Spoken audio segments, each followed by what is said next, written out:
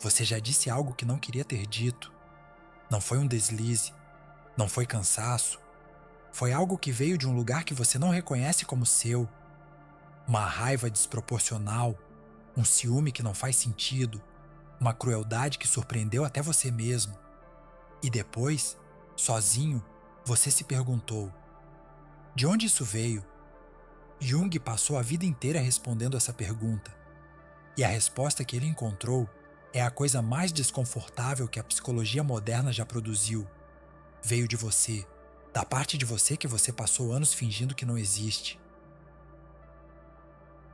O homem que desceu Carl Gustav Jung não construiu sua psicologia em bibliotecas. Ele a construiu descendo. Em 1913, após o rompimento brutal com Sigmund Freud, seu mentor, seu pai intelectual, o homem que ele admirava e que o admirava de volta, Jung entrou em colapso. Não um colapso público, um colapso interior silencioso, do tipo que não aparece no rosto, mas reorganiza tudo por baixo da superfície. Ele tinha 38 anos, era um psiquiatra respeitado em Zurique, tinha família, reputação, pacientes, e tinha também uma sensação crescente de que algo dentro dele estava prestes a se romper de uma forma que ele não conseguia nomear. Então ele tomou uma decisão que qualquer colega da época teria classificado como loucura clínica. Ele decidiu descer deliberadamente para o que estava ameaçando romper. Todos os dias, Jung sentava em silêncio e deixava as imagens virem. Deixava os personagens emergirem. Deixava as vozes falarem. Registrava tudo num diário que só seria publicado décadas após sua morte. O Livro Vermelho. Um documento tão perturbador em sua honestidade que os herdeiros de Jung o mantiveram trancado num cofre bancário por quase um século. O que Jung encontrou nessa descida não foi caos, foi estrutura. Foi uma arquitetura psíquica que existia por baixo da personalidade consciente, organizada segundo suas próprias leis, habitada por suas próprias figuras. Ele não estava ficando louco. Estava aprendendo a ler o idioma do inconsciente. E o que aprendeu mudou para sempre a forma como entendemos o que somos. Segundo, a sombra. Existe uma parte de você que foi construída pela rejeição. Desde muito cedo, você aprendeu o que era aceitável, o que gerava aprovação, o que provocava punição, vergonha, abandono, e gradualmente, com uma eficiência que não exigiu nenhuma decisão consciente, você foi empurrando para o lado as partes de si mesmo que não se encaixavam nessa equação. A raiva que assustava os adultos, o egoísmo que era condenado, a ambição que parecia feia, o desejo que era proibido, a crueldade que existia, mas não devia existir. Você não as destruiu. Impossível destruir o que é genuinamente seu. Você as escondeu. Construiu sobre elas uma personalidade funcional, apresentável, aceitável, o que Jung chamou de persona, a máscara social que usamos para navegar o mundo. E o que ficou escondido, Jung chamou de sombra. A sombra não é o mal. Essa é a primeira e mais importante coisa a entender. A sombra é simplesmente o que foi excluído.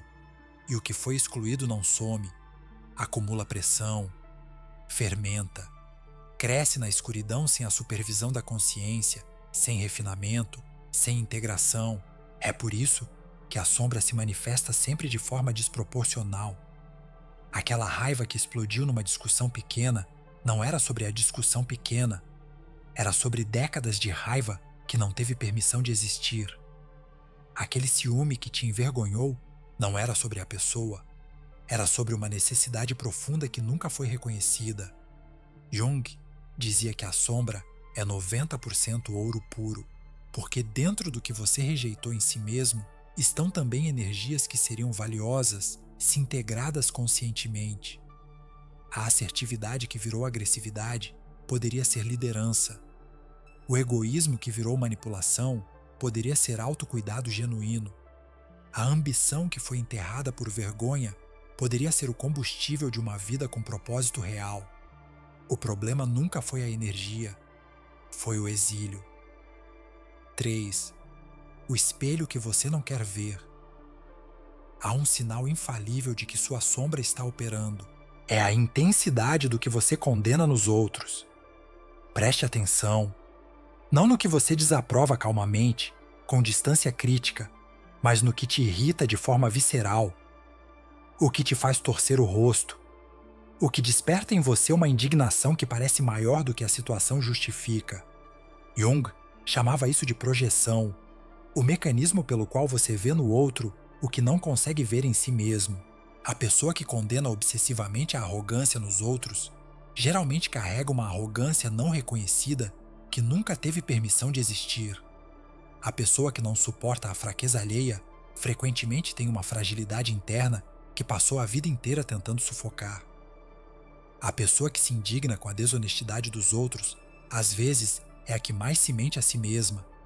Isso não é uma acusação, é uma estrutura psíquica. Opera em todos nós, sem exceção, enquanto a sombra permanecer não examinada.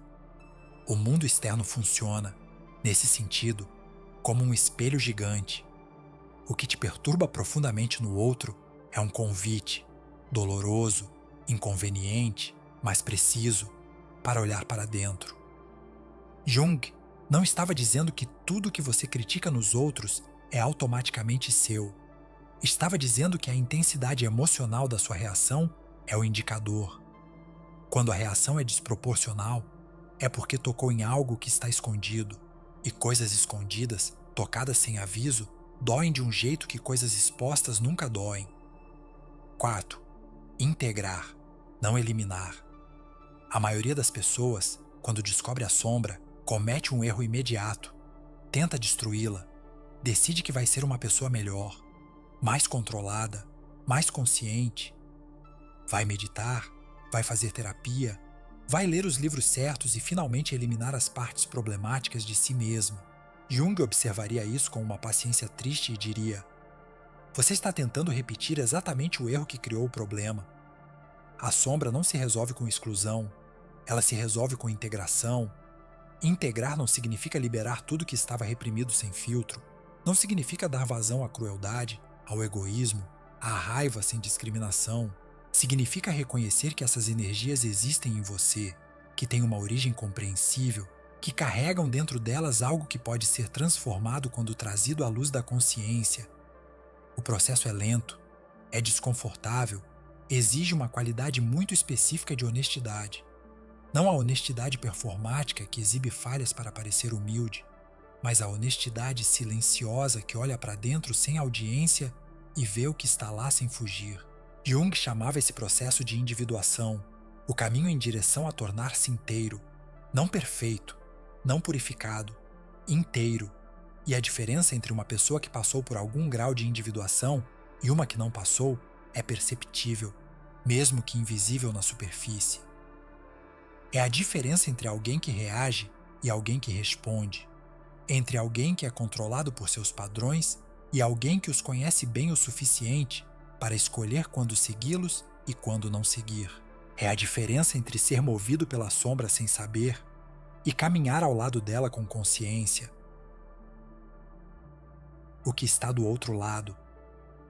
Jung viveu até os 85 anos, trabalhou até o fim, e nos últimos anos de sua vida, quando lhe perguntavam o que havia aprendido depois de décadas mergulhado nas profundezas da psique humana, ele respondia com uma consistência que os entrevistadores raramente esperavam. Ele dizia que o maior perigo para o ser humano não é o mal externo, é a inconsciência, não a maldade deliberada. Essa ao menos se conhece, tem rosto, pode ser confrontada. O que destrói silenciosamente, o que arruína relacionamentos sem que ninguém entenda exatamente como, o que sabota projetos e repete padrões e gera sofrimento em cascata, é a parte de nós mesmos que opera sem supervisão, que age antes que a consciência tenha tempo de intervir, que faz em nosso nome coisas que nunca aprovaríamos se víssemos de fora. A pessoa que domina sua própria mente, no sentido que Jung dava a essas palavras, não é a que não sente raiva, não sente medo, não sente inveja.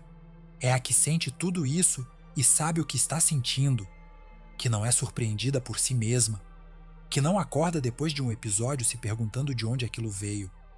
Conhecer sua sombra não te torna invulnerável, te torna responsável. E responsabilidade, responsabilidade genuína. Não a culpa que paralisa, mas a consciência que move, é a única forma real de poder sobre si mesmo que existe.